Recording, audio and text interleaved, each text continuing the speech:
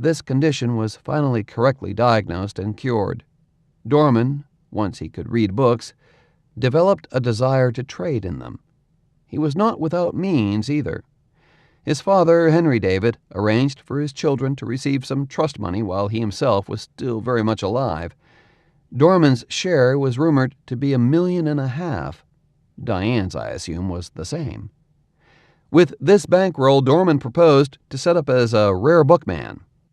In the early 60s, $1.5 million would certainly take you some distance toward building a stock of rare books, but not if one did it the way Dorman did it. First, he decided that he needed to apprentice himself to a master bookseller, and the bookman he chose was Warren Howell of San Francisco, who, at the time, had the most imposing book room of any dealer on the West Coast. More important, he had the stock to fill it. Legend has it that when Dorman David went up Post Street to ask Warren Howell for a job, he kept a cab waiting at the curb. That legend somehow followed Dorman through his brief career as a bookseller. Warren Howell was usually kind to young dealers, and perhaps not so kind to his peers. Maybe he took a liking to this bumptious young Texan, or perhaps he sensed early that there might be money to be made somewhere down the line. Anyway, he hired Dorman, but soon let him go. The prevailing theory on Dorman's brief stay with Howell was that he was simply buying everything good that came in the Texana line, books for which Warren Howell may have had other, steadier customers whose displeasure he risked if he kept on letting Dorman buy so much. Whatever the truth of that, Dorman went home and busied himself by designing a beautiful bookshop, which he did.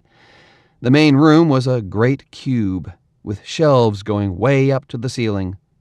There was a humidor room, in which Dorman planned to sell rare tobaccos. For a safe, he had the bowl of a Louisiana gum tree, striking and also fireproof. The house was on San Felipe, not far from the de Menils and other grandees. At some point, a Japanese houseboy enjoyed a brief tenure. His job was to serve sherry, or sake, or whatever. With his building in hand, all Dorman needed was a stock. Undaunted, but with much of his $1.5 million gone, Dorman set off on a tour of the major dealers in Texana and Americana generally. He went to the Eberstadts, then the deans of the Americanists. He went to Lathrop Harper. He went east and he went west, buying choice items, but at stiff prices. In general, the major dealers were intrigued with Dorman, but not so intrigued that they forgot how to work the cash register. Here was a young man who made selling fun.